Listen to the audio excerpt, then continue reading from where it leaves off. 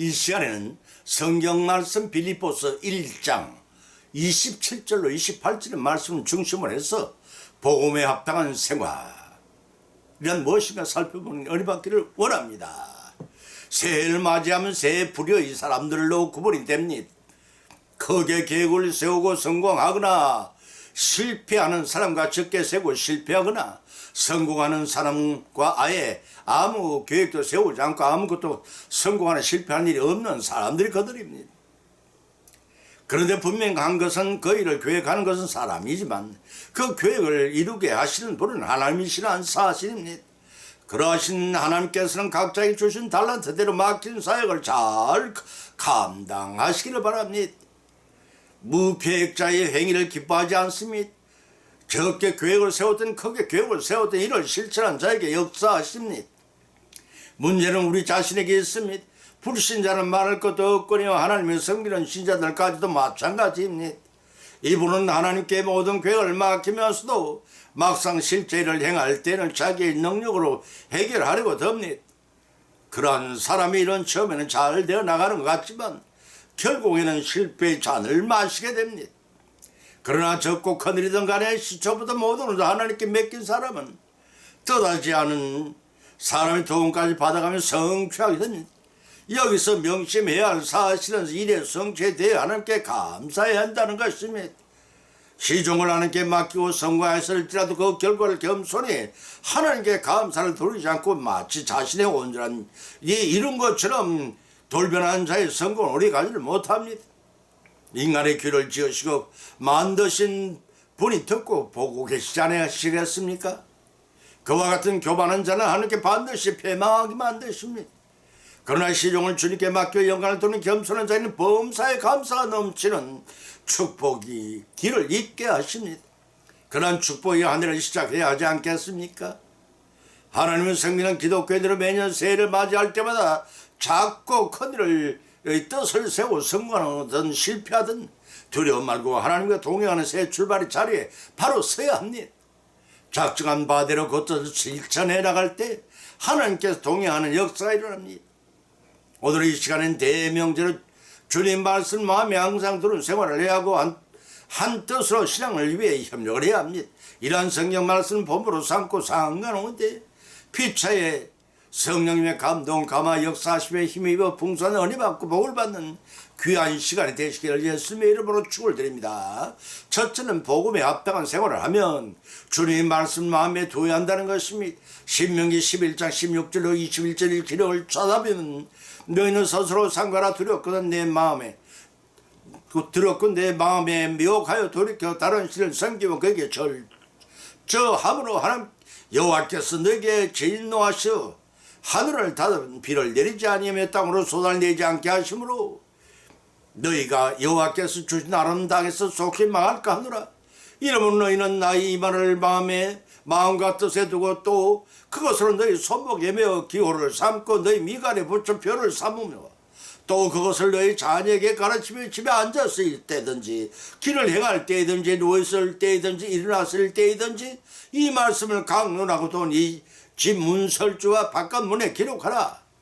그리하면 여호와께서 너희의 열조에게 주려 맹세하신 땅에서 너희의 날과 너희 자녀의 날이 많아서 하늘 땅을 덮는 날이 장구하리라고 하였습니다. 한적한 공원에서 어린 사내아이가 세발 자전거를 타고 그다른 바위 주위를 빙글빙글만 돌고 있었습니다. 멀리서 이를 지켜보던 경찰관이 아이에게 다가갔습니다. 아이는 계속해서 바위 주위를 돌고 있었습니다. 경찰관 아이에게 무엇을 찾느냐고 물어봤습니다. 아니요, 엄마가 새 자전거를 사주셨어요. 그래서 지금 타고 노는 중이에요. 근데 왜 바위 주위만 계속 도는 거지? 아, 그건요, 우리 엄마가 차가 다니는 도로에 나가서는 안 된다고 하셨거든요. 말을 잘 들으면 다음에는 더 멋진 자전거를 사주신다고 했어요. 경찰관은 그제서야 고개를 끄덕이며 아이의 머리를 쓰다듬어 주었습니다. 사실 아이는 새로 자전거를 타고 넓은 도로를 신나게 달리고 싶었을 것입니다.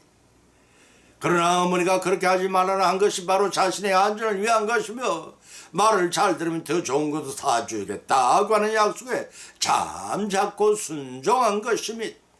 하나님도 아마 아버지라 부르는 모든 성도들에게 주신 명령을 잠자코 수행하면 순종되는 반드시 예비하신 복을 주실 것입니다. 다른 성도들 삶에 있어도 진정한 승리의 비결은 하나님의 말씀을 전적으로 의뢰하는 데 있습니다. 본문 19절로 20절을 봉독하면 또 그것을 너희 자녀에게 가르치며 집에 앉아 있을 때든지 길에 행할 때든지 누워 있을 때든지 일어날 때든지 이 말씀을 강론하 또 내 집 문설주와 바깥 대문에 기록하라고 하였습니다. 과연 그와 같은 말씀들을 우리 생활 속에서 얼마나 충실하게 실천하며 살아가고 계시는지요? 요한복음 14장 24절에서 주님께서 친히 말씀하시기를 나를 사랑하지 아니하는 자는 내 말을 지키지 아니하나니 너희 듣는 말은 내 말이 아니오 나를 보내신 아버지의 말씀이라 하셨습니다. 여기서 나를 보내신 아버지는 천지 만물을 창조하기 위해 창세전에 계획하신 분이요 인류 구속 사역을 성취하도록 예수님을 보내신 아버지시요 성삼의 제1위 되시는 분이시며 인간의 생사화복을 원하시는 데 주관하신 전능의 하나님이십니다. 이 땅에서 물질적인 복을 주시며 저 전성에서는 영성의 복을 주시는 절대 주권자이시기도 합니다. 당연히 하나님의 백성이면 지켜야 할 계명이 그만 순종으로 수행하며 상을 내리시고 영생구원의 복을 주십니다. 따라서 하나님 명령을 지키는 것은 행복의 비결이 되고 건강과 장수의 비결이 되고 마귀와 최후의 영적 싸움에 승리하는 비결이 되는 것입니다. 그런데 왜 사람들은 하나님과 점점 멀어져 가느냐는 것입니다. 그것은 죄 때문이라고 히브리서 3장 13절에 밝힌 바 있습니다. 그것은 육신의 정욕과 안목의 정욕과 이생의 사랑이 넘치는 세상 때문이라고 요한일서 2장 16절 17절에 기록하고 있으며 사단에게 미혹을 당하기 때문이라고 계시록 12장 9절과 20장 2절로 3절 8절 10절에 거짓 그리스도와 거짓 선자와 적그리스도와 거짓된 미혹의 영 때문이요 악행 때문이라고 베드로서 3장 14절에 기록하고 있습니다. 이제 본문에 나타난 말씀은 순종한 자에게 따르는 축복을 네 가지를 대별하여 살펴보면 그 첫째는 장차 이스라엘 정착할 땅에 이른 비와 늦은 비를 내리시겠다는 겁니다. 여기서 10월부터 11월까지 내리는 이른 비와 3월부터 4월에 걸쳐 내리는 늦은 비는 각각 파종기와 추수기에 내려 파종된 결실에 결정적인 도움을 주는 비입니다. 영적으로는 때를 따라 성도를 돕는 하나님의 척도는 은혜를 상징한다고 히브리서 4장 16절에 밝히고 있습니다. 그 둘째는 가나안 땅에서 삶이 장구하리라고 했습니다. 이는 본문 21절에 하늘이 땅을 덮은 날과 같으리라 하는 말씀이 뜻은 영원토록이라는 뜻으로서 이 백성들이 개인적, 사회적, 국가적 장수하고 영원 무궁하리라 하는 의미인데 영적으로 성도가 누릴 하나님 나라에서의 영원한 삶과 평강 이사야서 26장 3절과 12절을 밝힌 말씀을 가리킵니다. 그 세 번째는 어떤 원수의 강력한 세력 가운데서 번영하며 강력이 되리라는 것입니다. 이사야 49장 25절의 말씀입니다. 그 네 번째는 대적들이 두려워하게 된다는 것입니다. 여호수아서 2장 24절과 사무엘하 3장 1절의 말씀이 이것은 영적으로 세상과 사탄의 세력이 하나님의 약속과 도우심을 입은 성도들 결코 완전히 넘어뜨리지 못하는 것을 의미한다고 시편 118편 6절과 로마서 8장 31절에도 밝힌 바가 있습니다. 이와 같이 순종한 자에게는 이 말 축복을 밝힌 모세는 순종하고 하나님 배반한 자에게 극심한 흉령과 가뭄이 임한다고 열왕기상 17장 1절로 1절로 7절과 18절로 1절로 2절에 18장 1절 2절에 기록됐습니다. 결국은 망할 수밖에 없음을 분명히 밝혔음에 따라서 우리들이 취할 태도는 자명해집니다. 곧 하나님은 사랑하고 그 계명을 온전히 지켜 해가는 것입니다. 주님의 말씀을 항상 마음에 두고 지켜 순종하면서 풍성한 하나님의 복을 받으신 저와 여러분의 아내가 되시기를 예수님 이름으로 간절히 축원을 드립니다. 두 번째는 복음에 합당한 생활을 하는 자는 복음에 합당한 생활을 위해 협력해야 한다는 것입니다. 본문의 말씀 빌립보서 1장 27절로 31절을 찾아보면 기록하기를 오직 너희는 그리스도 복음에 합당하게 생활하라. 이는 내가 너희를 가나보더나 했으나 너희가 일심으로 한 뜻으로 복음의 신앙을 위하여 협력하는 것과 아무 일이든지 대적하는 자를 인하여 두려워하지 않는 이 일을 듣고자 함이라. 이것이 저에게는 멸망의 빈거요 너희에게는 구원의 빈거니 이를 주신 것은 다만 그를 믿을 뿐 아니라 또한 그를 위하여 고난도 받게 하심이라. 너에게도 같은 싸움이 있으니 너희가 내 안에서 본바요 이제도 내 안에서 덧는 바니라 하고 밝히셨습니다.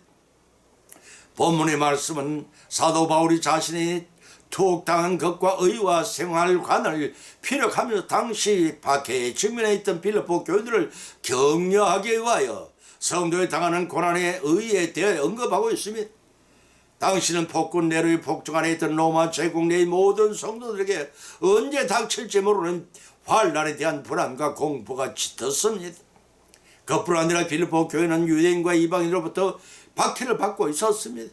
고린도 8장 1절 참조하시기 바랍니다. 이에 바울은 성도가 당하는 고난의 의의를 설명하고 성도를 믿음의 굳건히 서도록 격려하고 있는 것입니다. 여기서 사도 바울은 성도들 고난의 의의를 단적으로 대적자들에게는 멸망의 빈고, 성도들에게 구원의 빈고로 하나님의 섭리의 결과임을 밝히고 성도는 복음의 신앙을 지키기 위하여 하나로 협력해야 할 것과 그리스도로 말미암아 구원받은 성도들은 그리스도를 위해 고난도 함께 받아야 함을 교훈하고 있습니다. 이런 본문의 말씀을 통해 동일한 믿음을 지닌 자들이요 그리스도의 구속 사역으로 인해 구원을 얻은 자들인 우리 모든 성도들에게 요구드린 자세가 어떤 것인가를 교훈해 받게 됩니다. 그 첫째는 역시 살든지 죽든지 그리스도를 존귀케 해야 할 자들입니다. 때문에 그분의 복음을 전파하는 데 최선을 다해야 한다는 사실입니다. 고린도전서 4장 1절 2절의 말씀입니다. 그 두 번째는 우리는 내세의 소망을 지니고 사는 자들입니다. 때문에 그리스도를 믿는 신앙으로 이러한 고난당하는 것을 도리어 기뻐하며 마음으로 고난을 이겨내야 합니다. 고난 후에는 예비하신 상과 복을 주시기 때문입니다. 베드로전서 2장 19절에 기록하기를 애매하고 애매히 고난받아도 하나님을 생각함으로 슬픔을 사면 이는 아름다운 것이라고 했습니다. 그 세 번째는 그리스도를 믿는 신앙이 서로 다를 것이 없는 이상 우리 서로 간에 반목 질시하거나 분열할 것이 아닌 도리어 복음에 전하는 그 진리 말씀을 수호하는 일에 한마음 한뜻이 되어야 한다는 것입니다.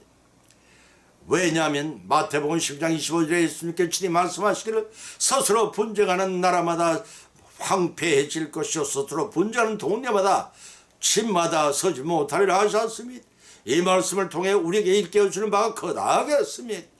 또 로마서 5장 3절 8절에서 다만 이뿐 아니라 우리가 환난 중에도 절구하나니 이는 환난은 인내는 연단을 소망을 이룬 줄 압니다라고 하신 말씀을 명심하시기 바랍니다. 오늘 살아가는 우리 성도들에게 그리스도께서 은혜를 주신 이유는 주님을 믿는 믿음뿐만 아니라 고난도 받게 하려 하시려고 함이라고 했습니다. 그런데 우리는 주님을 믿음을 구원을 얻음에 감사할지라 주님을 위해 고난받기를 싫어하지 않는지 돌이켜봐야 할 것입니다. 마태복음 5장 10절로 11절에 친히 주님께서 말씀하시기를 의를 위하여 핍박을 받는 자는 복이 있나니 천국이 저희 것이며 나를 위하여 너희를 욕하고 핍박하고 즉 거짓으로 너희를 거스려 모든 악한 말을 너희 할 때에 너희에게 복이 있나니 기뻐하고 즐거워하라. 하늘에서 너희 상이 큽니다. 너희 전에 있던 선자들을 이같이 핍박하였느라고 하셨습니다.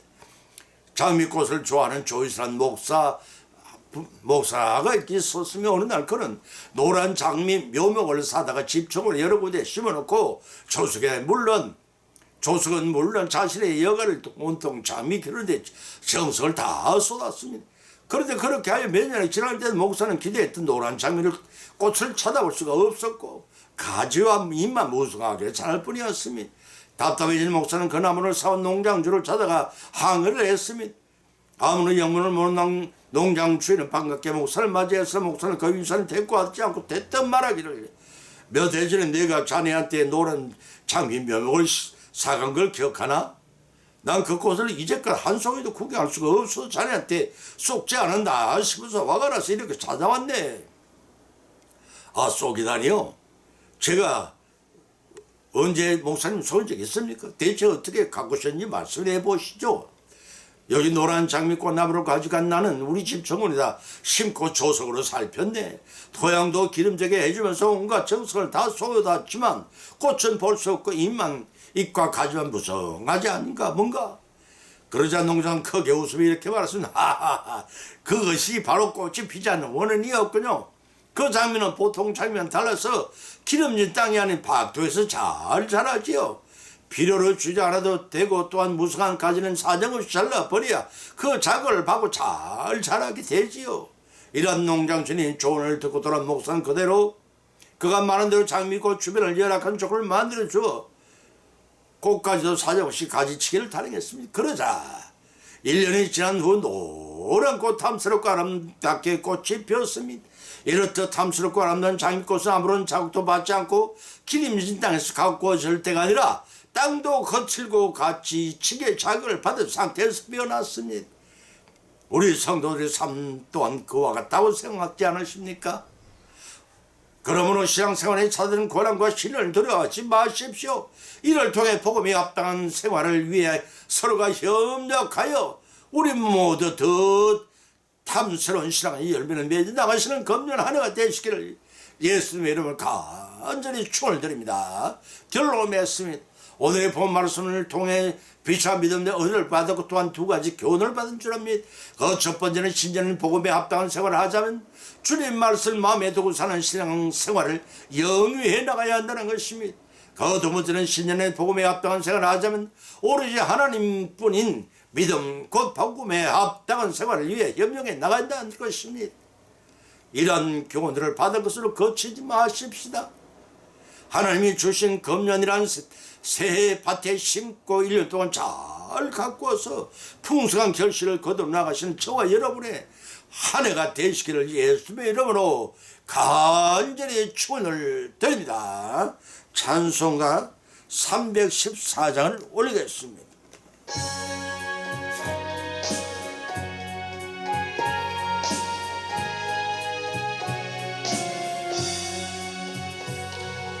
내 구주 예수님을 더욱 사랑 엎드려 비는마 들어소서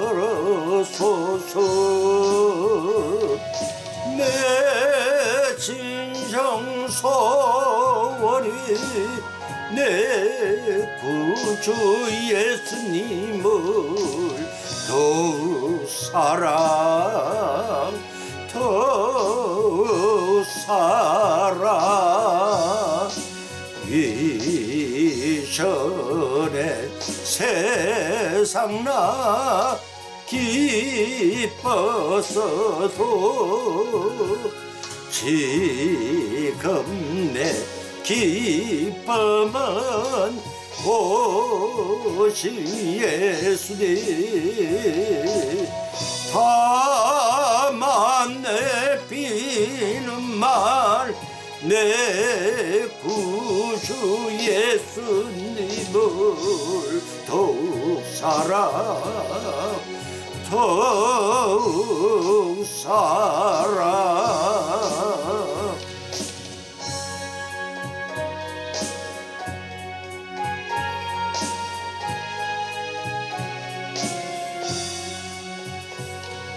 이 세상 떠날 때 찬양하고 숨 쉴 때 하는 말 이것일세 다만 내 비는 말 내 구주 예수님을 더욱 사랑